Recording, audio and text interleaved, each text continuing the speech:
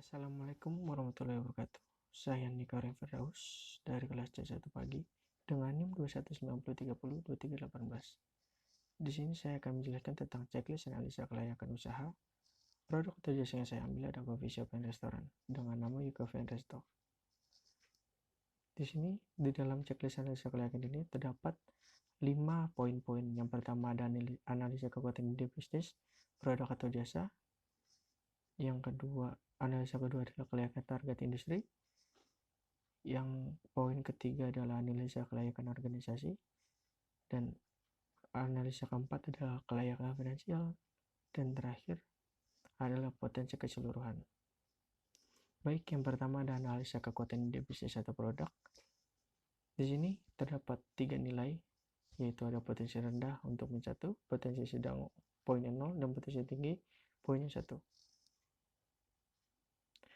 Dalam analisa kekuatan ide bisnis yang pertama ini ada dua poin, yaitu yang pertama tingkat diinginkan pasar terhadap produk atau jasa, dan yang kedua adalah permintaan produk atau jasa disurvei langsung atau online. Baik, dalam 1.1 tingkat diinginkan pasar terhadap produk atau jasa itu saya mendapatkan poin 5, dan untuk 1.2 permintaan produk atau jasa disurvei langsung atau online itu saya mendapatkan poin 3. Dalam analisa kekuatan ide bisnis produk atau jasa ini, saya mendapatkan nilai 4. Baik, analisa kedua selanjutnya itu adalah kelayakan target industri. Dalam analisa kedua ini terdapat 2 poin, yaitu daya tarik industri dan daya tarik target pasar dan konsumen. Baik, dalam 2.1 ini, daya tarik industri saya mendapatkan poin 3 dari keseluruhan poin-poin yang terdapat dalamnya, dan 2.2 daya tarik target pasar dan konsumen saya mendapatkan poin 3. Dari keseluruhan kedua poin itu, analisa kelayakan target yang kedua ini saya mendapatkan nilai 3. Selanjutnya, dalam analisa ketiga, yaitu analisa kelayakan organisasi, ada 2 poin, yaitu ada kecakapan atau prowess manajemen, dan yang kedua itu kecukupan sumber daya.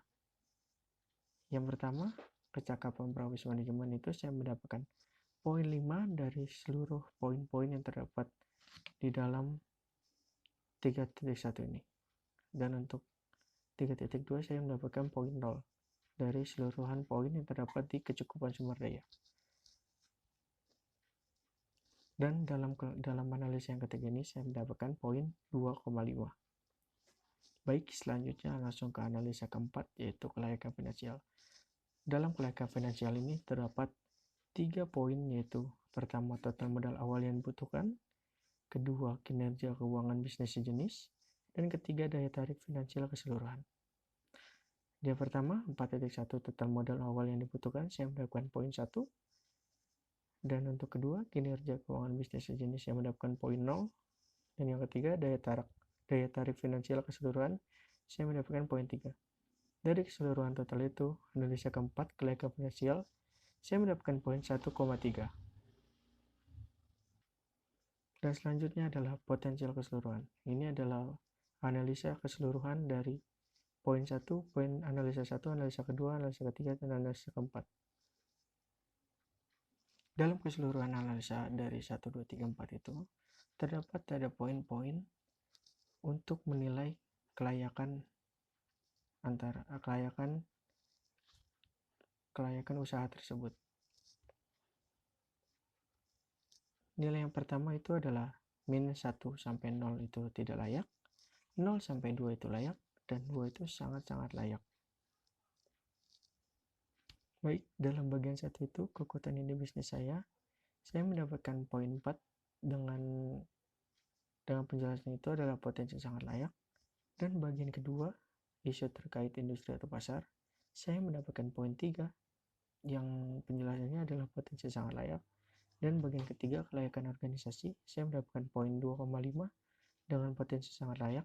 Dan bagian 4, isu finansial, saya mendapatkan 1,3 dengan berpotensi layak.